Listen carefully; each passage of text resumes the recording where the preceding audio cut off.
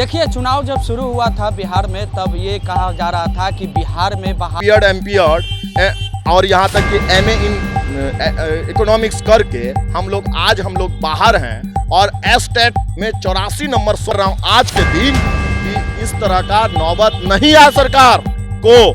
मांगों को जितना जल्दी हो पाए मांग अपना जो विभाग है उसको बना के रखे हुए हैं। क्यों आप खेल मंत्री को सस्पेंड नहीं कर दे रहे हैं? पूरा बहाली सीटेट 19 अपनी मांगों को लेकर जेपी और किसान आंदोलन से भी पटना में करेंगे जोरदार प्रदर्शन।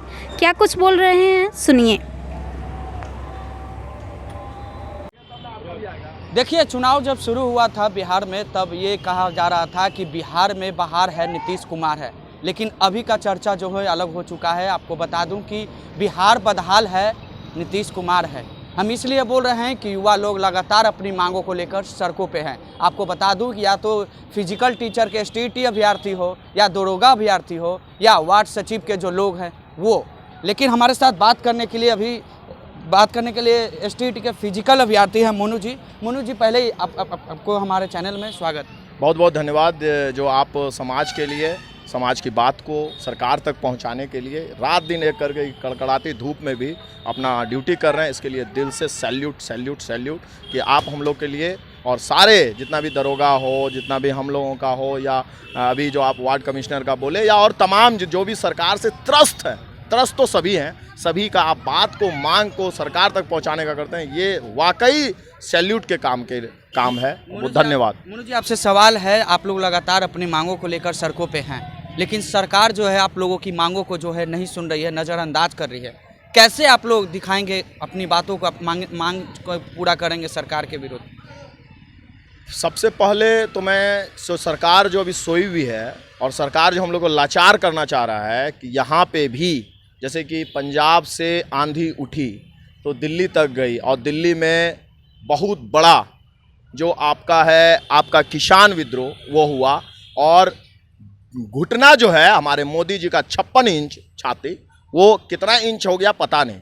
अपने आप को तो बहुत बड़े 30 मार खान समझ रहे थे आपका ये कानून ला करके, और उसके बाद जब ये कानून में वापस आया, घुटने के बल पे गिरे, वही चाहती है कि बिहार में भी आग लगे और इस आग से पूरा देश तापे सेके। यही चाहती है सरकार। सरकार ही आज आंदोलन वाले आज जो केस कर दे रहे हैं, झूठा केस अभ्यर्थियों पे, टीचर्स पे, यहाँ के अब एनटीपीसी का ले लीजिए मामला, चाहे वो खान सर का मामला ले लीजिए या किसी का भी ले लीजिए, तो वो झूठा आरोप लगा करके सरकार अपना निकम्मी छुपाता है। तो ये चीज़ करना बंद करे और ऐसा आंधी उठेगा, ऐसा आंदोलन उठेगा कि दिल्ली तक। तब तक हम युवाओं पे इतना जुर्म मत कीजिए, कहता है ना, नींबू को उतना ही निचोड़िए जितना तक उससे रस निकले, ज़्यादा निचोड़ने के बाद जहर निकलने लगता है। तो आपके चैनल के माध्यम से, हम अपने वक्तत्व के माध्यम से, मैं फिजिकल टीचर मोनू रंजन, ये मैं आह्वान करता हूँ कि सरकार यदि हम लोग को नीति अपना सही नहीं रखेगा, एजुकेशन हम लोग ले करके बीपीएड एमपीएड और यहाँ तक कि एमए इन इकोनॉमिक्स करके हम लोग बाहर हैं, और एस्टेट में 84 नंबर 100 में लाने के बाद, एस्टेट क्वालिफाई होने के बाद 8100 समथिंग रिजल्ट या वैकेंसी होने के बाद 3500 ही पास करने के बाद आज तक हम लोग दर का ठोकर और आपके सामने में रोड में चिल्लाने के लिए हम तत्पर हैं। आज हमारे भाई साहब थे ठेला चलाने वाले, हमको तो लगता है कि यही ठेला पे हम लोग को अब गुजर बसर करना होगा, और इसी ठेला पे अब हम लोगों को अपना जीवन यापन करना होगा। सरकार, क्योंकि सरकार चाहती है कि युवा ऐसा करे, लेकिन मैं आह्वान कर देता हूँ सरकार को यहाँ से कि आप इतना निकम्मा हम लोग को मत समझिएगा। गद्दी पे बैठाया है ना, तो गद्दी पे 2 मिनट में उतारने का काबिलियत रखते हैं। एक सवाल है मोनू जी, आपका एग्ज़ाम एसटीडी फिजिकल का एग्ज़ाम कब हुआ था? 2019 में हुआ था, 2019 के लास्ट में हुआ था। और कितना वैकेंसी था 8200 समथिंग था, 8100 समथिंग मान के 8400 समथिंग था, सॉरी। तो उसमें से ज्वाइनिंग होना था 8400 का, और पास उसमें जो किए मात्र 3500। अब आप बताइए, किसी का 6 महीना है, किसी का 10 दिन बचा हुआ है, क्या हमको ज्वाइनिंग हो जाएगा जितना जल्दी? अब वो लोग ऐसे अभ्यर्थी, अभी तक का मैं आपको खाचा बता रहा हूँ, 500 ऐसे अभ्यर्थी होंगे जिनका कि एज लैप्स हो गया, वो अब उस लायक नहीं है जो कि वो फॉर्म अब कल आएगा शेड्यूल यदि आ गया, या अब 10 दिन 20 दिन जब भी शेड्यूल निकालना रहे, सरकार तो निकाल नहीं रही है, जब भी निकालेगा क्या वो अभ्यर्थी अवेलेबल होंगे, क्या अभ्यर्थी वो एलिजिबल होंगे, क्या वो योग्यता रखेंगे, नहीं रखेंगे, वो तो छटा गया। सवाल है लगातार जो है, आपकी बात कर लिया जाए, वार्ड सचिव की बात कर लिया जाए, एनटीपीसी की बात कर लिया जाए, दरोगा की बात कर लिया जाए, तमाम जो लोग हैं आज सड़कों पे हैं। नीतीश कुमार सरकार में आने से पहले 19 लाख रोजगार देने का वादा किए थे, और जो पहले से रोजगार में हैं, जो पहले से एग्जाम दे चुके हैं, उनको भी रोजगार नहीं मिल रहा है। तो 19 लाख रोजगार का वादा फिर कहाँ जाता है? हम लोग तो कह रहे हैं ना, ये हम लोग ने जजमेंट लिया है सर। ये जो फिजिकल एजुकेशन का वैकेंसी है, ये हम लोग कोर्ट से लड़ करके और कोर्ट से अपनी मांग को मंगवाए हैं, और कोर्ट ने ये वैकेंसी निकालने का आश्वासन दिया सरकार को। ये सरकार हम लोग के लिए नहीं निकाली। तो होने के बाद भी कोर्ट ऑफ अटेम्प्ट कितने बार किया है और कितने बार हैप्पी डिफी अपर सचिव संजय कुमार को देना पड़ा है, ये अपर सचिव जानते हैं और सरकार जानती है कि उसके बाद भी आज तक कौन सा सिस्टम काम कर रहा है। माननीय नीतीश जी आपका ने एजुकेशन जीरो, स्पोर्ट्स जीरो, 45 साल 48 साल हो गया, अभी तक एक ओलंपिक आप रिप्रेजेंट नहीं करवा पाए। क्या आप कर रहे हैं? यदि नहीं है वैसे सुविधाएं और वैसे बच्चे, तो फिर क्यों आप स्पोर्ट्स का आप अपना जो विभाग है उसको बना के रखे हुए हैं? क्यों आप खेल मंत्री को सस्पेंड नहीं कर दे रहे?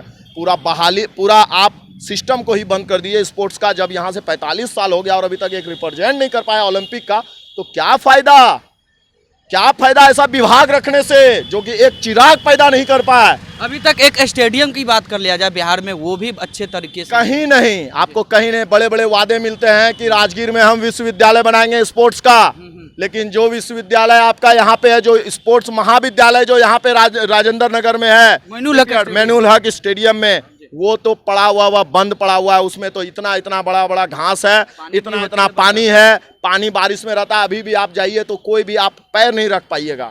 स्पोर्ट्स तो दूर जाए, कोई वहाँ पे वार्म अप तो और दौड़ने तो छोड़ दीजिए। अच्छा, आप अपनी बातों को लेकर, मांगों को लेकर क्या शिक्षा मंत्री से मिले थे? बहुत बार। अच्छा, क्या उनका आश्वासन आप सुनिएगा तो आपका जमीन जो है ना खिसक जाएगा। क्या बोल? उन्होंने बोला कि आप हमसे पूछ के बीपीएड किए थे, हमसे आपने पूछ के पढ़ाई किया था जो मैं आपको नौकरी दूं। अब एजुकेशन भी लेना पड़ेगा एजुकेशन मिनिस्टर से पूछ करके कि मैं बीपीएड करूं सर या मैं ठेला चलाऊं। तो माननीय मुख्यमंत्री जी और माननीय शिक्षा मंत्री जी ये हमको बताएं कि अभी हम ठेला चलाएं क्या हम फिजिकल एजुकेशन टीचर बने, ये बताएं हमको। अच्छा, आप शिक्षा मंत्री से भी मिले, क्या लगता है अब क्या आगे की रणनीति आप लोगों? इन लोगों का इरादा जो है ये एकदम सही नहीं है, युवाओं के लिए एकदम इरादा नहीं है कि बच्चे हैं, बिहार के होनहार हैं, 100 में 84 नंबर लाए हैं। मैंने जो एग्ज़ाम लिया उसमें अव्वल नंबर आए हैं या पास किए हैं, क्वालिफाई हुए हैं, इनको सबसे पहले प्राथमिकता मिलना चाहिए। आज तक नहीं। अरे यहाँ तक कि जो प्रवक्ता होता है सरकार का, वो बोलती उनका बंद है। अभिषेक झा जी का पूछिएगा, जदयू के जो प्रवक्ता हैं, कितना बार जी न्यूज में और कितना बार आपके चैनल के माध्यम से उनको बोला गया है, लेकिन आज तक खाली कह रहा है हम ही खिलाएंगे मिठाई, खिलाएंगे भी। तो अरे भाई मिठाई तो दूर जाए, पहले नौकरी तो दे दीजिए। मिठाई आपकी बस की बात नहीं है कि आप हमको खिलाएंगे। आगे की रणनीति क्या? आगे की रणनीति बहुत बड़ा आंदोलन होगा, और जेपी आंदोलन और आपका ये जो किसान आंदोलन है उससे बड़ा आंदोलन होगा, और युवाओं का आंदोलन होगा। उसमें कोई भी नेता प्रतिपक्ष कोई भी उसमें प्रतिनिधित्व नहीं करेगा, प्रतिनिधित्व सिर्फ अभ्यर्थी करेगा, और बहुत बड़ा आंदोलन होगा, बहुत बड़ा आग ले रहा है। मैं आह्वान कर रहा हूं आज के दिन कि इस तरह का नौबत नहीं आए सरकार को, मांगों कर रहा हूं आज के दिन कि इस तरह का नौबत नहीं आए सरकार को, मांगों को जितना जल्दी हो पाए मांग लिया जाए। हर एक युवा में आत्मदाह करने से पहले कुछ कर गुजरने की जरूरत है, और करना चाह रहा है। मुझे भी लग रहा है कि मैं जो ठेला चलाऊं, मैं जो आत्मसम्मान अपना खोऊं, उससे पहले मैं किसी का औकात नाप लूं। क्यों नहीं नापूं? मैं बचपन से लेकर के अभी तक 1 क्लास से लेकर के एमए तक एमए इन इकोनॉमिक्स किया, और आज हम प्रधानाचार्य के लिए एलिजिबल नहीं है। मतलब physical education is the not a education, ये बोलना चाह रही है यहाँ की सरकार। Is are not a part of education, ये बोलना चाह रही है। तो अब आने वाले समय में जिस तरह से जेपी आंदोलन कृषि कानून को लेकर जो किसान का आंदोलन था, उससे भी भयावह जो आंदोलन है वो आप लोग करें? एकदम जरूर, तभी सरकार जुटेगी। अभी एनटीपीसी का आंदोलन जब स्टार्ट हुआ तब तुरंत एफआईआर करने लगा तमाम इससे, तो वैसे भी होगा। और मैं आपके चैनल के माध्यम से बोल रहा हूँ, मोनू रंजन मेरा नाम है। यदि सरकार को करना रहेगा केस तो पहले सबसे पहले मेरे नाम पे करेंगे, कोई दिक्कत नहीं। अपनी मांग को लेना, अपनी हक को यदि मांगना, यदि केस करना है तो सीधे फांसी पे चढ़ा दो। यहाँ पे क्यों केस और झूठा करोगे, सीधे फांसी दे दो।